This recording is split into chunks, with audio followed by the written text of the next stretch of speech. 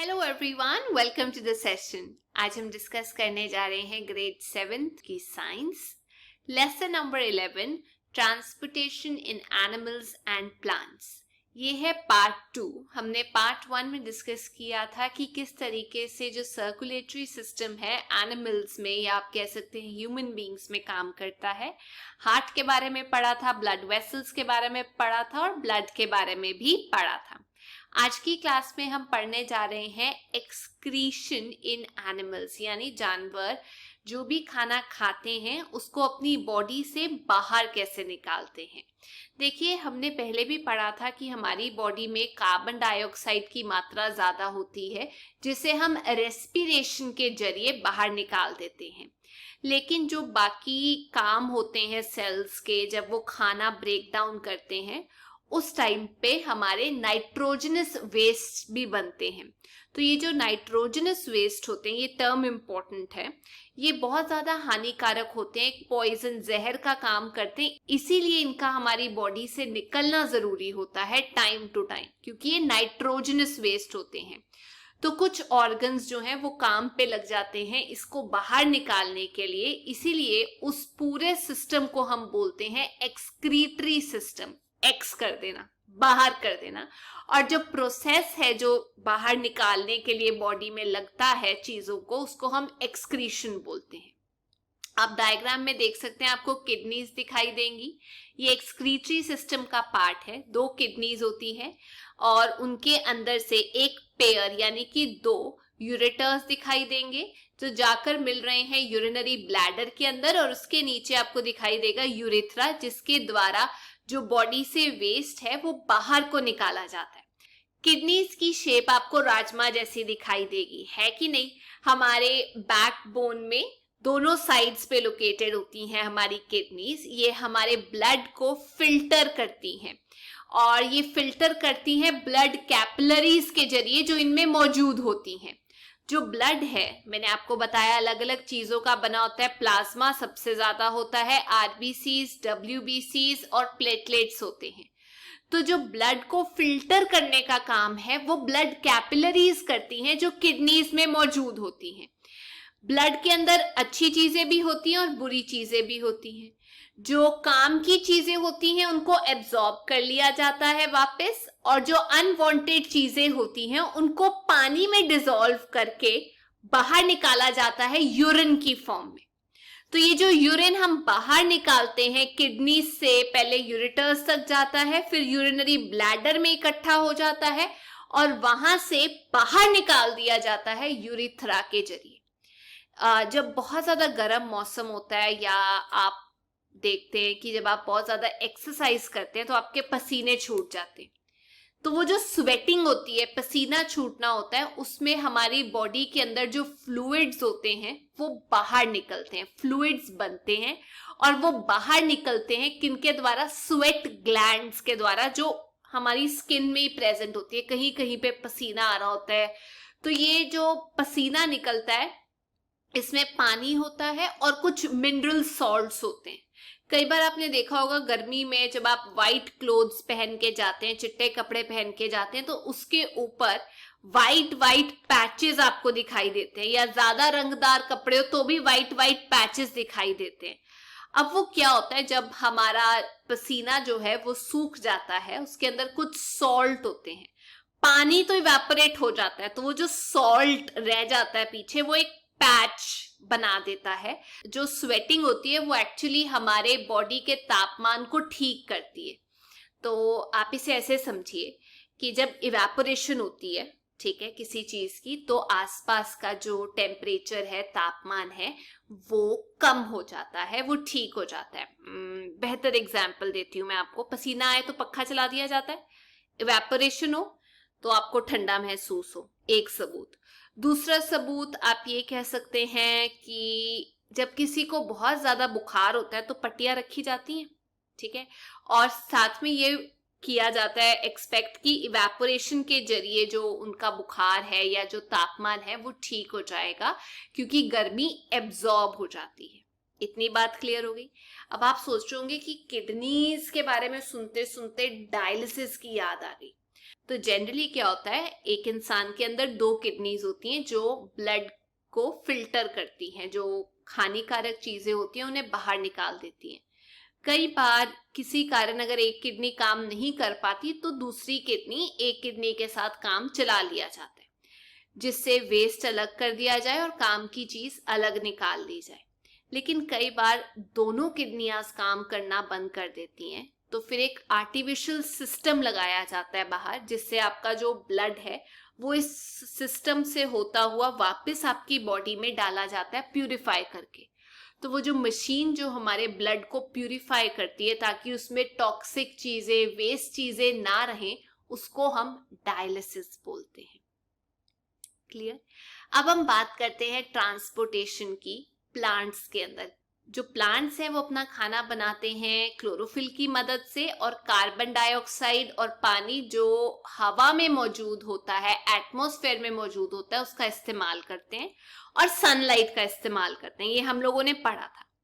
अब जो जड़ें हैं वो वाटर भी एब्जॉर्ब करती हैं, मिनरल्स भी एब्जॉर्ब करती हैं सॉइल से, और उनको ऊपर तक लेकर जाती हैं, बाकी पार्ट्स तक, लीव्स तक, जहां फोटोसिंथेसिस हो रही होती है। तो ये तो ग्रेविटी के अगेंस्ट काम हो गया ना, कि जड़ों ने ऊपर तक पहुंचाया। ऊपर से नीचे लाना आसान है, लेकिन नीचे से ऊपर कैसे जा रहा होगा? तो जो खाना है लीव्स में प्रिपेयर होता है वो भी तो डिफरेंट बॉडी पार्ट्स तक जाएगा। अब इसके लिए इनके पास भी हार्ट और सर्कुलेटरी सिस्टम होता है क्या? नहीं। देखिए, सबसे पहले हम ये समझते हैं कि वाटर और मिनरल्स जो हैं रूट्स एब्जॉर्ब करती है, उसका प्रोसेस कौन सा है और वो किस जरिए से ऊपर तक जाती है। फिर हम पता लगाएंगे खाना किस जरिए से डिफरेंट बॉडी पार्ट्स तक जाता है किसी प्लांट के। देखिए, जो रूट्स हैं प्लांट की वो वाटर और मिनरल्स एब्जॉर्ब करती हैं, जो पौष्टिक तत्व होते हैं सॉइल से। रूट्स के ऊपर ऐसे छोटे छोटे हेयर लगे होते हैं, छोटे छोटे, आप देख सकते हैं हेयर लगे होते हैं, जिसकी वजह से जो सरफेस एरिया है एब्जॉर्ब करने का वो ज्यादा हो जाता है। मान लीजिए किसी चीज ने यहाँ पे मेरे सिर के अंदर समान है, बट यहाँ पर मेरे ये बाल है जिसका पूरा का पूरा एरिया जो है वो एक तरीके का सरफेस का काम कर रहा है, तो यहाँ पे भी एब्जॉर्प्शन होगी, इस साइड भी एब्जॉर्प्शन होगी। ऐसे करते करते छोटे छोटे बाल होते हैं रूट हेयर के ऊपर, जिसकी वजह से सरफेस एरिया बढ़ जाता है, एब्जॉर्प्शन होनी शुरू हो जाती है वाटर और मिनरल्स की। अब ये कैसे होता है? क्योंकि रूट के जो बाल हैं वो ज्यादा संपर्क में होते हैं वाटर के, जो सॉइल पार्टिकल्स में मौजूद होता है। अब एक सक्शन होता है ऐसे करके, मतलब एक फोर्स के द्वारा उसे खींचा जाता है। क्यों खींचा जाता है? क्योंकि देखिए, अगर ये पौधा है और नीचे वाला हिस्सा रूट्स है, तो पत्तों के जरिए इवेपोरेशन होती है, जिसे हम ट्रांसपिरेशन बोलते हैं। ठीक है, पत्ते जो हैं वो पानी छोड़ते हैं, तभी आपने देखा होगा सूखे इलाकों में जो पत्ते हैं वो मोटे मोटे होते हैं, ताकि ट्रांसपिरेशन जो है वो कम हो। तो पत्तों से इवेपोरेशन होती है, पानी ऊपर की तरफ को चूसा जाता है एटमॉस्फेयर के द्वारा, पानी का लॉस हो गया, जिसकी वजह से वाटर और न्यूट्रिएंट्स जो हैं वो ऊपर की तरफ को खींचे जाते हैं एक पाइप के द्वारा। ये जो पाइप है ये काम करती है, ये मदद करती है वाटर और न्यूट्रिएंट्स ऊपर तक लेकर जाने में सॉइल से। तो ये जो वेसल्स हैं, या हम कह सकते हैं ट्यूब है, पाइप है, जो ऊपर तक लेकर जाती है मिनरल्स को, न्यूट्रिएंट्स को सॉइल से, ये खास किस्म के डेड सेल्स की बनी होती है, जिसे हम स्पेशलाइज्ड डेड सेल्स बोलते हैं, और इसे हम एक वैस्कुलर टिश्यू बोलते हैं। तो ये जो वैस्कुलर टिश्यू है ये क्या करता है? ट्रांसपोर्ट करता है, एक सड़क का काम करता है, ट्रांसपोर्ट करता है वैस्कुलर टिश्यू वाटर और न्यूट्रिएंट्स को जड़ों से दूसरे पार्ट्स तक, और इसको हम बोलते हैं वैस्कुलर टिश्यू का नाम दिया हुआ है जाइलम। एक्स से याद रखना, डेड सेल्स का बना होता है जाइलम। एक्स से डेड का खतरा, वो वाला। तो जो सेल्स होते हैं जाइलम के अंदर वो एक दूसरे से जुड़े होते हैं, पूरा ट्यूब बना लेते हैं, जो जड़ों से लेकर बिल्कुल टॉप तक जाता है, एक सड़क बन जाती है। सबको क्लियर हो गया? जाइलम के जरिए रूट हेयर से टॉप तक न्यूट्रिएंट्स और वाटर जाता है। अब बात करते हैं ट्रांसपोर्टेशन खाने की कैसे होती है। देखिए, जो प्लांट्स हैं वो अपना खाना खुद बनाते हैं फोटोसिंथेसिस के जरिए। जो खाना बनाया जाता है वो डिफरेंट पार्ट्स तक जाता है प्लांट के। तो जो वैस्कुलर टिश्यू जैसे जाइलम बना था, वैसा ही एक और वैस्कुलर टिश्यू है जो खाने को डिफरेंट पार्ट्स तक लेकर जाता है, तो उसे हम बोलते हैं फ्लोएम। जो फ्लोएम है वो खाने को लीव से बाकी सारे पार्ट्स तक लेके जाता है। तो ये जो ट्रांसपोर्टेशन होता है खाने का, फूड मटेरियल का, पत्तों से डिफरेंट बॉडी पार्ट्स तक, इसको हम ट्रांसलोकेशन बोलते हैं। खाना अलग अलग लोकेशंस तक पहुंचाया जाता है फ्लोएम के जरिए, उसको हम बोलते हैं ट्रांसलोकेशन। अब पढ़ते हैं कि जो रूट्स हैं वो पानी को, न्यूट्रिएंट्स या मिनरल्स को कैसे एब्जॉर्ब करती हैं।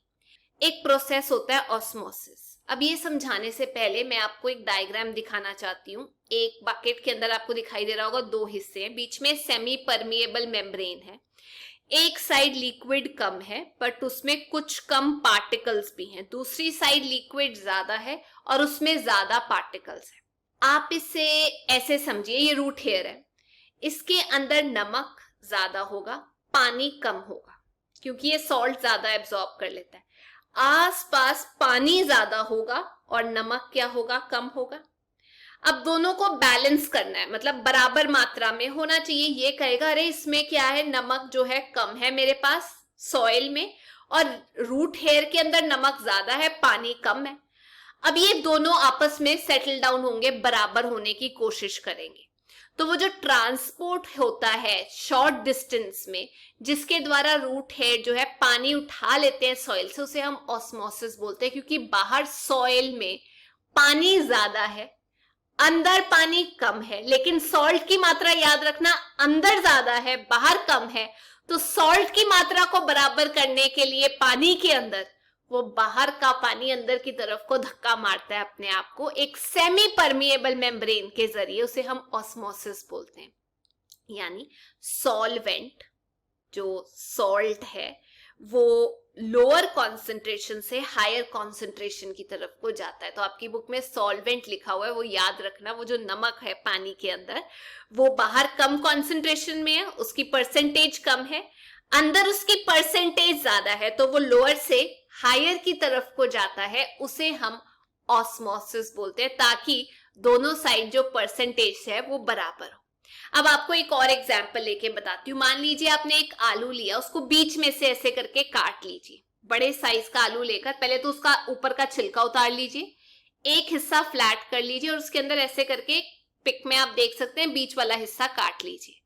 अब जो बीच वाला हिस्सा आपने काटा है, उसके आधा जो पार्ट है उसके अंदर आप पानी का घोल डाल दीजिए चीनी मिलाकर, और उसको एक मार्क कर लीजिए कितना लेवल है, ठीक है। और वो जो आलू है जब आप पानी के अंदर डालोगे तो आप धीरे धीरे देखोगे कि जो शुगर का जो लेवल है सोल्यूशन का, जो आलू कटे हुए आलू के अंदर हमने डाला था, वो बढ़ना शुरू हो जाएगा, ठीक है। आप वो मार्क नोट कर लेना कि कहां तक वो बढ़ रहा है। ये क्यों हो रहा है? ये ऑस्मोसिस की वजह से हो रहा है, क्योंकि बाहर शुगर का लेवल क्या है, कम, अंदर शुगर का लेवल ज्यादा है। तो वो बराबर करने की कोशिश में जो पानी है वो बाहर से अंदर की तरफ को जा रहा है कि अरे इसको पानी की जरूरत है, इसमें शुगर ज्यादा है, मैं इसको बराबर और ठीक कर आया। समझ में आ गया? तो वो शुगर के सोल्यूशन में हम देखेंगे पानी का जो लेवल है वो बढ़ना शुरू हो जाएगा। क्यों बढ़ रहा है? क्योंकि अंदर शुगर ज्यादा है, पानी के अंदर, बाहर शुगर कम है। तो वो बराबर करने के लिए अंदर की तरफ को चला जाएगा कि आजा आजा, रुक जा मैं आता हूं। तो ये जो हो रहा है एक सेमी परमिएबल मेम्ब्रेन के जरिए हो रहा है पोटैटो के अंदर, और वैसे ही ऑस्मोसिस हमें दिखने को मिलता है कुदरती तौर पे रूट हेयर के अंदर। तो ये थी आज की क्लास। पर जाने से पहले मैं आप लोगों से 2 क्वेश्चंस पूछना चाहती हूँ। हमारी जो बॉडी के अंदर अगर किडनीज खराब हो जाएं तो कौन से प्रोसेस के जरिए हमारा ब्लड क्लीन किया जाता है, और दूसरा हमारी बॉडी के अंदर वो कौन सा सिस्टम है जिसके जरिए जो वेस्ट है, अनवांटेड वेस्ट मटेरियल है, वो बॉडी से बाहर निकाला जाता है।